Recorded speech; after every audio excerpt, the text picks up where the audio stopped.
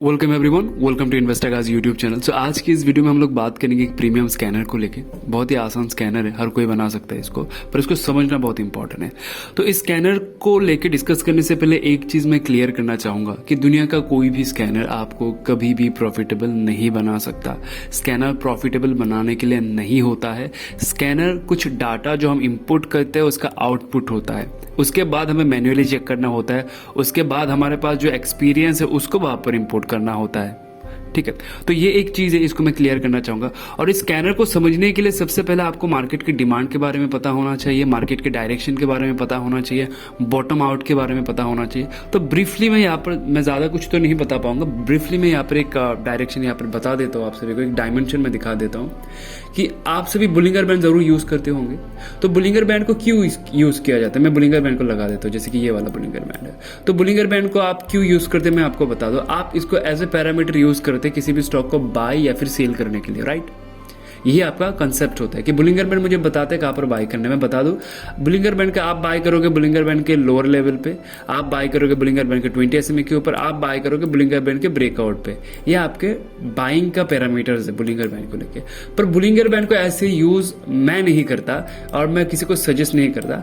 Bollinger band कुछ और बताते हैं, उसको समझना है। Bollinger band actually bottom out करने में मुझे हेल्प करता है, बॉटम को फाइंड आउट करने में। मैं बताऊं कैसे। जब भी मार्केट में एक इंटरनल फोर्स होता है, मान लीजिए नदी का जो स्रोत है वो कुछ इस तरह से चल रहा है। अब यहाँ पर एक इंटरनल फोर्स आया, इंटरनल फोर्स आने के कारण वो स्रोत जो है वो ऊपर आ गया, इस लेवल के ऊपर।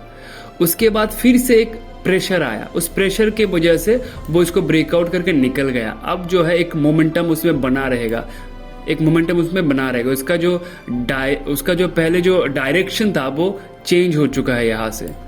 तो बुलिंगर बैंड बेसिकली क्या बताता है? बुलिंगर बैंड बताता है कि मार्केट में इंटरनल फोर्स है, एक इंटरनल फोर्स मार्केट पे अप्लाई किया गया। बुलिंगर बैंड मुझे वो बताता है। बुलिंगर बैंड बताता है कि मार्केट में कोई खरीदारी कर रहा है अच्छा खासा, और डिमांड भी है। अगर डिमांड नहीं होता तो वो 20 SMA के ऊपर कभी नहीं आता। इसका मतलब मार्केट में डिमांड है, इसका मतलब मार्केट में कोई खरीदारी कर रहा है, कुछ तो चल रहा है ना। और जब ये इस डायरेक्शन को क्लोज कर देता है, आप लोग क्या करते हो, इसको बाय कर लेते हो। लेकिन एक्चुअल में वो क्या है, वो बॉटम है मार्केट का। वो मुझे ये बताता है कि आने वाले नेक्स्ट 6 महीने में वो स्टॉक कहाँ रहने वाला है, उस डायरेक्शन को मुझे बताता है ये बुलिंगर बैंड। तो इसको हमेशा वैसे देखना है कि डायरेक्शन मुझे पता चले बुलिंगर बैंड से कि डिमांड है उस प्राइस पे। बुलिंगर बैंड के ऊपर मतलब क्या है, उसमें डिमांड है। वो नीचे भी आएगा तो वो तुरंत ऊपर चला जाएगा, क्योंकि उसमें डिमांड है। नीचे आएंगे तो लोगों को लगेगा कि सस्ता मिल रहा है, बाय कर लेते हैं। वो डिमांड है, तो उस चीज को समझना होगा यहाँ पर। अब मैं दिखाता हूँ एग्जाम्पल के साथ, वो स्कैनर भी मैं दिखाता हूँ और मैं दिखाता हूँ। जैसे कि मान लीजिए ये जो स्टॉक्स है, ठीक है, अगर मैं बात करूँ, जैसे कि देख लीजिए ये बुलिंगर बैंड को तोड़ के धीरे धीरे ऊपर जा रहा है। इसका मतलब क्या है? इसका मतलब यहाँ पर बाई नहीं है। इसका मतलब ये है कि यहाँ पर एक इंटरनल फोर्स आया था जिस वजह से वो इस लेवल के ऊपर आया था।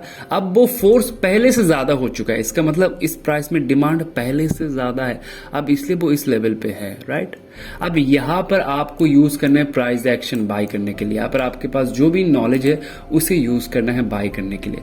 आपको डायरेक्शन पता है कि आगे चल के ये प्राइस ऐसे ऐसे ऊपर जाता रहेगा, है ना। लेकिन यहां पर बाई करने के लिए आपके पास जो नॉलेज है उसको यूज करना होगा, तो डायरेक्शन आपको पता चल जाएगा। तो कोई भी स्टॉक में लेके दिखाता हो, जैसे कि ये वाला स्कैनर में दिखा दूं, इस स्कैनर को कैसे बनाया गया, बहुत ही आसान है। यहाँ पर हमने बुलिंगर बैंड का यूज किया, अपर लेवल का ब्रेकआउट मैंने यूज किया। अब यहाँ पर आपको डायरेक्शनल वाले स्टॉक्स मिल जाएंगे। कोई भी आप स्टॉक लीजिए, आपको डायरेक्शनल वाले मिल जाएंगे, ठीक है। जैसे मैं इसको देख लेता हूँ कि ये कहाँ पर है, उस पर मेरा क्या यहाँ पर ऐसा नहीं है कि हर एक स्टॉक को बाय कर लेना है, देखना है कि मैं वहां पर क्या कर सकता हूँ। पहले इसको भी देख लेते हैं, इसको एक बार देख लेते हैं। ये छोटा स्टॉक है, आई थिंक ये हमारे प्रीमियम ग्रुप में भी किसी ने दिया था, हमारे एक स्टूडेंट ने आई थिंक इसको दिया था। तो आई थिंक रिंकू सर ने दिया था, मुझे जहाँ तक याद है। तो यही वो स्टॉक है, तो इसको भी मैं एक बार चेक कर लेता हूँ और इसमें मैं डायरेक्शन बता देता हूँ वो कैसे हुआ था।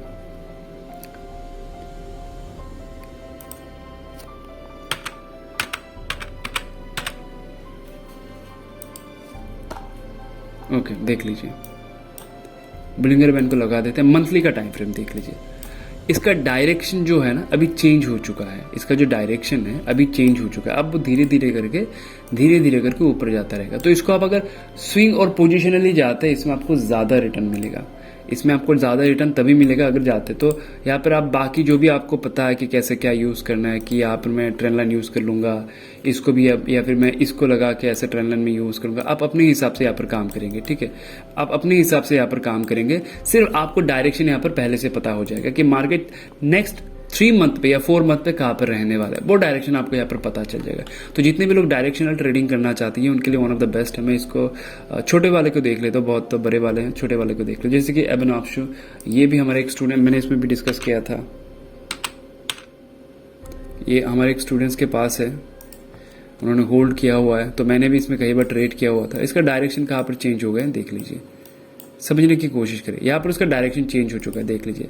इसका मतलब क्या है? इसका मतलब ये है कि इसमें एक इंटरनल फोर्स आया हुआ है, एक इंटरनल फोर्स था तब तो ये ऊपर गया है ना। अगर इंटरनल फोर्स नहीं होता तो क्या ऊपर जाता? वो डायरेक्शन चेंज कर चुका है। अब आपको उसको लेके बैठ जाना है, अब वो आपको टारगेट देगा।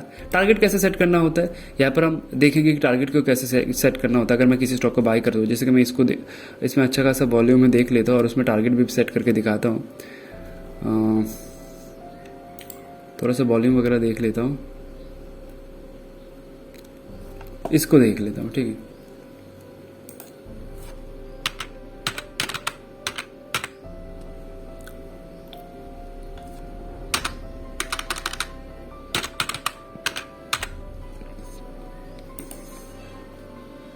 तो इसको मैं हटा दूँ, देख लीजिए। तो इसका डायरेक्शन जो है वो यहाँ से चेंज हो चुका था पहले ही, इस लेवल के आसपास से वो चेंज हुआ था। अब यहाँ से वो धीरे धीरे करके ऊपर जा रहा है, देख लीजिए। यहाँ से वो धीरे धीरे करके ऊपर जा रहा है। अब अगर मैं उसको बाय करता हूँ तो मेरा क्या डायरेक्शन होगा? मान लीजिए अगर वो स्टॉक मुझे इस लेवल पे मिलता है तो मेरा जो टारगेट होगा वो प्रीवियस हाई की तरह होगा। ठीक है, हमेशा याद रखिए। एक सवाल मुझे सुनने को मिला था कि सर जो स्कैनर हम लोग पहले आपने दिया था, जो मैं यूज़ कर रहा हूँ, उसमें क्या हो रहा है कि ब्रेकआउट के बाद वो हमारे रेडार पे आ रहा है। तो इस पॉइंट को पहले क्लियर कर लीजिए। ब्रेकआउट का मतलब क्या होता है? ये जो ब्रेकआउट है इसका मतलब क्या है? मान लीजिए यहाँ पर एक ब्रेकआउट, इसका मतलब क्या है?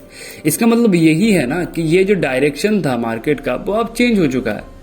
तो अगर मान लीजिए कि यहाँ पर 7% था, जिस दिन ये ब्रेकआउट हुआ 7% का था, आपने नहीं खरीदा। क्यों नहीं खरीदा? क्योंकि भाई ये तो 7% हो चुका है। आपने उसके बाद आपने कंप्लेन किया, सर ये तो ब्रेकआउट के बाद अपने हमारे रेडर पे आया। ब्रेकआउट हो चुका है, इसका मतलब क्या है कि 7% के लिए आप ये पूरा का पूरा परसेंटेज छोड़ देंगे क्या? 7% के चक्कर में आप ये पूरा परसेंटेज छोड़ देंगे क्या? ये जो पूरा परसेंट आपको जो पूरा रैली मिलेगा 150% का जो रैली मिलेगा, क्या वो छोड़ देंगे आप? तो कॉमन सेंस को यूज करें। ब्रेकआउट का मतलब ही होता है डायरेक्शन चेंज हो चुका है। इसका मतलब आगे चल के वो प्राइस ऊपर ही जाने वाला है, नीचे नहीं आने वाला है ना। आ भी सकता है ये, बाद में हम डिसाइड करेंगे कौन सा आएगा कौन सा नहीं आएगा। ठीक है, अब यहाँ पर और देख लीजिए, इसको देख लेते हैं। इसको आई थिंक पहले ही मैंने दिया हुआ था, ये होटल सेक्टर में दिया हुआ था।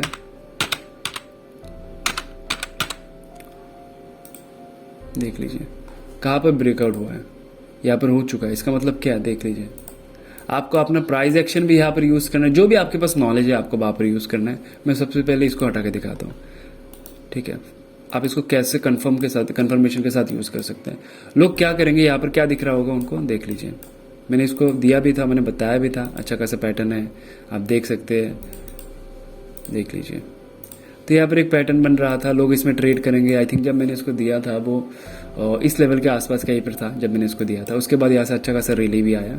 टेलीग्राम चैनल पे मिल जाएगा आपको, जाके एक बार चेक करिए। तो इसका टारगेट क्या होगा देख लीजिए। यहाँ पर प्रीवियस जो लोगों के लिए जो सपोर्ट था वो रेजिस्टेंस की तरह काम करेगा, यहाँ पर एज ए रजिस्टर की तरह काम करेगा। अब एक्चुअल के उसका रैली खत्म हो चुका है नहीं, अब मैं लगाता हूँ वो बुलिगर बैंड। ये मुझे क्या बता रहा है कि भाई फोर्स तो अभी आया है, डायरेक्शन तो अभी चेंज होगा, अगले आने वाले 6 महीने प्राइस तो इस लेवल पे रहेगा। तो टारगेट क्या होगा मेरा यहाँ पर? टारगेट मेरा होगा प्रीवियस हाई, ये वाला। तो कितने परसेंट का रैली है ये ऑलमोस्ट 38% का रैली है। अब इस दौरान अगर ये स्टॉक गिर जाता है तो आपके लिए वो एडवांटेज होना चाहिए। लोगों के लिए होगा क्रैश, मार्केट क्रैश कर चुका है, लेकिन आपके लिए होना चाहिए एडवांटेज कि मुझे सस्ता मिल रहा है। डायरेक्शन तो यहाँ पर है, जाना तो यहाँ पर है, इंटरनल फोर्स है। देखिए मार्केट में जो फॉल आता है वो कहीं ना कहीं इमोशनल फॉल होते हैं, कहीं ना कहीं वहां पर इमोशन अटैचमेंट होते हैं। आप देख लीजिए कि कंपनी आज जो है कल भी वही रहेगा, लेकिन फिर भी उसका स्टॉक प्राइस गिरेगा। क्यों गिरेगा? लोग सेल कर रहे हैं। क्यों सेल कर रहे हैं? उनको डराया गया है मार्केट में किसी तरह से। मान लीजिए बोल देंगे क्रूड प्राइस इंक्रीज हो चुका है, ये हो चुका है, फलाना ढिलकाना, फिर हो गया हमारा इन्फ्लेशन डाटा इंक्रीज हो चुका है, बहुत कुछ इंक्रीज हो चुका है, अब मार्केट क्रैश ही होने वाला है मान लीजिए। तो ये एक इमोशनल थॉट है जो आपके दिमाग में डाला जाता है, जिसके अकॉर्डिंग आप अपने पोजीशन को स्क्वायर अप कर लेते हैं। आप स्क्वायर अप करेंगे तो वो गिरेगा, लोगों के लिए वो क्रैश होगा, आपके लिए वो एडवांटेज है कि भाई मेरे पास डायरेक्शन है, डिमांड तो है, जिस दिन ये घूम जाएगा डायरेक्शन तक आ जाएगा, मेरे टारगेट तक आ जाएगा, तो उस चीज़ को यहाँ पर डेवलप कर लेना है। तो ये पोजिशनल के लिए one of the best strategy है, एकदम बेस्ट स्कैनर मैं कहूँगा। सिंपल है और हमेशा कहता हूँ स्कैनर प्रॉफिटेबल नहीं बनाता, कोई भी स्कैनर प्रॉफिटेबल आपको नहीं बनाएगा। वो आपका थॉट है कि आगे चल के देखिए इस स्टॉक को ऊपर लेके जाने में ही प्रॉफिट है। मैं सिंपल सी बात अगर कहूँ आपको, देख लीजिए इस स्टॉक को ऊपर लेके जाने में प्रॉफिट है, नीचे लेके आने में नहीं। मैं अपने कोर्स में भी इसको बताता हूँ कि बिजनेस मॉडल नीचे नहीं है ऊपर है। ये जो स्टॉक है ना वो कैश में अवेलेबल अगर नहीं है, मान लीजिए अगर सिर्फ कैश में अवेलेबल है, डेरिवेटिव में अगर ये अवेलेबल नहीं है, तो इसमें प्रॉफिट ऊपर जाने में ही है, नीचे आने में किसी को प्रॉफिट नहीं है ना। अगर ये सिर्फ कैश में अवेलेबल है, डेरिवेटिव में नहीं है, इसका मतलब इसमें शॉर्ट सेल नहीं होगा। तो इस स्टॉक में सिर्फ ऊपर जाने में ही किसी को प्रॉफिट होगा, नीचे आने में किसी को प्रॉफिट नहीं होगा, ना आपको ना मुझे। तो इसको समझना है, इसलिए मैं कैश को प्रेफर करता हूँ, कैश वाले स्टॉक आप सभी को देता हूँ कि समझिए कि बिजनेस मॉडल ऊपर जाने में ही है। आप इसलिए देखेंगे मेरे जो स्टॉक्स है वो 1-2 दिन में 4% से लेके 10%, 12%, 13%, 15% तक जाता है, और कुछ जाता भी नहीं है, एक महीने एक ही जगह पे रुका रहता है। वो रेयर केस में होता है। रेयर केस मतलब ऐसा भी नहीं है एकदम रेयर है, होता है कभी कभी वो हिलते भी नहीं, एक जगह पे रुके रहते हैं और उसके बाद अचानक से उसमें मूवमेंट आते हैं। ऐसे बहुत सारे स्टॉक्स हमने देखा हुआ है अपने पास्ट पे। तो वो एक चीज़ समझना होगा कि डायरेक्शन कहाँ पर है, डायरेक्शन कैसे चेंज हुआ है, उस चीज़ को समझना है। और उसके बाद आप करिए ना इसमें, अगर आपके पास डायरेक्शन है, मान लीजिए इसके आपके पास डायरेक्शन है स्टॉक को ऊपर जाना है, आप करिए इसमें इंट्राडे करिए, पोजिशनल करिए, स्विंग करिए, अपने हिसाब से करिए। ठीक है, ओके एवरीवन, मिलते हैं नेक्स्ट वीडियो पे एक नए कॉन्सेप्ट के साथ। वीडियो के डिस्क्रिप्शन में मैं लिंक दे दूंगा प्रीमियम स्कैनर का।